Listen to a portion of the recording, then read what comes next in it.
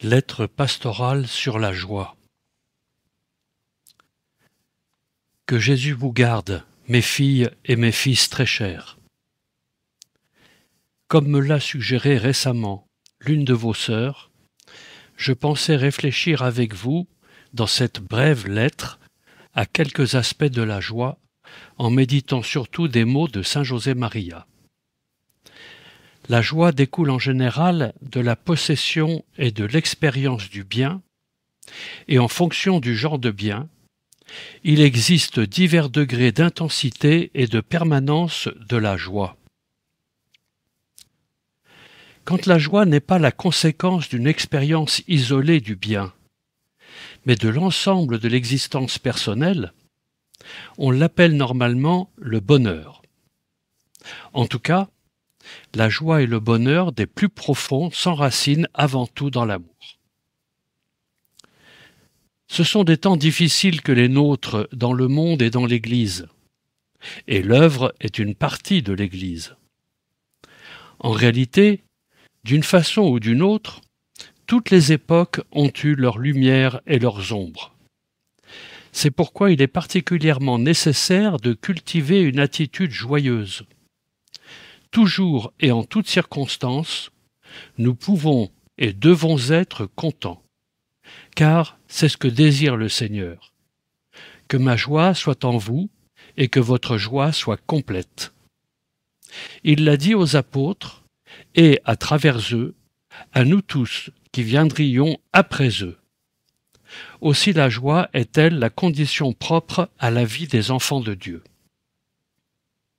À l'opposé, la tristesse est un vice causé par l'amour désordonné de soi, qui n'est pas un vice spécial, mais la racine des vices en général.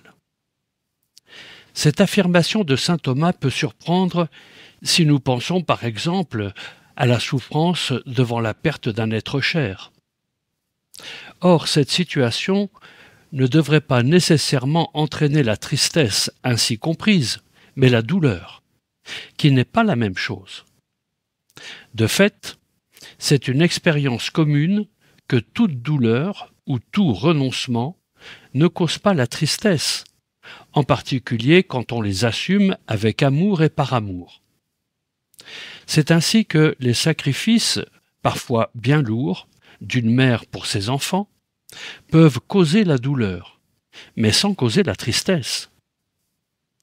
Ce qui est nécessaire pour atteindre le bonheur, ce n'est pas une vie facile, mais un cœur plein d'amour. Tous ceux qui avons vu et entendu notre Père, Avila Lattévéré, durant les 7 ou 8 dernières années de sa vie, nous l'avons vu vraiment content, heureux, bien qu'il souffrit beaucoup ces années-là, physiquement, mais surtout à cause des graves difficultés que traversait alors l'Église. La joie dans la foi. La joie naturelle, élevée par la grâce, se manifeste particulièrement dans l'union au plan de Dieu. Les anges annoncent aux bergers de Bethléem la grande joie de la naissance de Jésus. Les mages revoient l'étoile avec une immense joie. Les apôtres, enfin, se remplirent de joie à la vue de Jésus ressuscité. La joie chrétienne n'est pas la simple joie de l'animal bien portant, mais le fruit de l'Esprit Saint dans l'âme. Elle tend par elle-même à perdurer, parce qu'elle est fondée sur lui, comme nous y exhorte saint Paul. Réjouissez-vous toujours dans le Seigneur, je vous le redis, réjouissez-vous. Cette joie dans le Seigneur est la joie de la foi dans son amour paternel. La joie est la conséquence logique de la filiation divine, de la certitude de nous savoir aimés d'un amour de prédilection par Dieu notre Père, qui nous accueille, nous aide et nous pardonne. Souvient-en une bonne fois. Même si un jour, à nos yeux, tout s'écroule, en fait, rien ne s'écroule, parce que Dieu ne perd pas de bataille. Néanmoins, Devant certaines difficultés ou souffrances, notre faiblesse personnelle peut faire décliner cette joie, spécialement à cause de l'éventuelle faiblesse de la foi actuelle dans l'amour tout-puissant de Dieu pour nous. Un enfant de Dieu, un chrétien qui vit de foi, peut souffrir et pleurer. Il peut avoir des raisons de se plaindre, mais d'être triste, jamais. Pour cette raison aussi, pour entretenir ou récupérer la joie, il convient d'actualiser notre foi en l'amour de Dieu, qui nous permet d'affirmer avec saint Jean « Nous avons reconnu l'amour que Dieu a pour nous, et nous y avons cru ». La foi tend à s'exprimer de différentes façons, en parole ou sans elle, dans la prière, et avec la prière vient la joie. Parce que lorsque le chrétien vit de foi, d'une foi qui ne soit pas purement verbale, mais réelle et liée à la prière personnelle, l'assurance que procure l'amour divin se manifeste par la joie et la liberté intérieure. Joyeux dans l'espérance. La foi en l'amour que Dieu nous porte s'accompagne d'une grande espérance. C'est ainsi que nous pouvons comprendre l'affirmation de l'Épître aux Hébreux. La foi est le fondement des choses qu'on espère. L'espérance a pour objet propre un bien futur et possible. Et le bien que la foi nous fait espérer est, fondamentalement, la pleine félicité et la joie dans l'union définitive avec Dieu dans la gloire. Comme nous dit saint Paul, c'est l'espérance en ce qui nous est réservé au ciel. Cette certitude nous donne l'assurance que les moyens ne nous manqueront pas pour parvenir à ce but si nous les accueillons librement pour commencer et recommencer aussi souvent que nécessaire.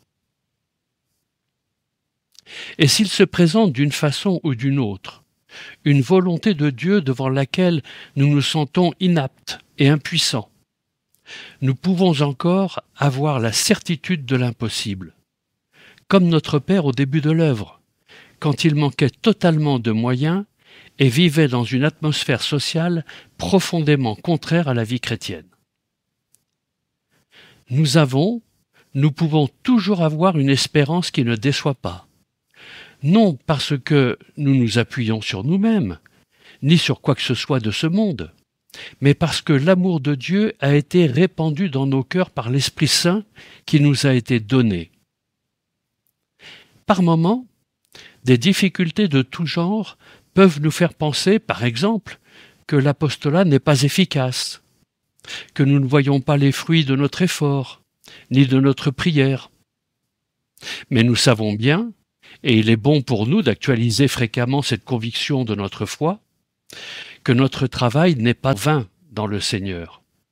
Comme l'assurait aussi notre Père, rien ne se perd. L'espérance et la joie sont des dons de Dieu que saint Paul demande pour tous. Que le Dieu de l'espérance vous remplisse de toute joie et de paix dans la foi, afin que vous débordiez d'espérance par la puissance de l'Esprit Saint. La joie du cœur amoureux.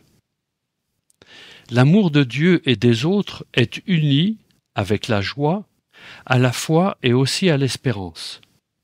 Qui aime possède la joie de l'espérance de parvenir à rencontrer le grand amour qu'est le Seigneur. Les manifestations de l'amour sont diverses, mais elles se retrouvent sur l'essentiel, désirer le bien de la personne aimée et, dans la mesure du possible, lui procurer, et ressentir la joie qui découle de la connaissance de ce bien enfin présent. En ce qui concerne l'amour du Seigneur, est-ce qu'il implique de désirer pour Dieu un bien qu'il n'aurait pas? Nous savons qu'en nous créant libres, il a voulu courir le risque de notre liberté. Nous pouvons ne pas donner au Seigneur quelque chose qu'il désire, notre amour. D'une certaine manière, La joie de l'amour de Dieu n'est pas seulement l'aspect de l'amour qui consiste en le bien qu'il suppose pour nous, mais aussi la joie de pouvoir lui donner notre amour. L'amour, comme source de joie, se manifeste spécialement dans le don de soi aux autres. Lorsque nous nous efforçons d'être, malgré nos défauts, des semeurs de paix et de joie. Ainsi, en plus, nous nous réjouissons de voir la joie des autres et, comme notre Père, nous pourrons leur dire en toute vérité « Ma joie est votre joie ». Le véritable amour suppose que l'on sorte de soi-même et que l'on se donne. L'amour authentique entraîne la joie, une joie dont les racines sont en forme de croix. Surtout, la croix assumée par amour de Dieu est source de bonheur. C'est ce que nous enseigne le Seigneur. Heureux êtes-vous si l'on vous insulte, si l'on vous persécute, si l'on dit faussement toutes sortes de mal contre vous à cause de moi. Réjouissez-vous, soyez dans l'allégresse, car votre récompense est grande dans les cieux.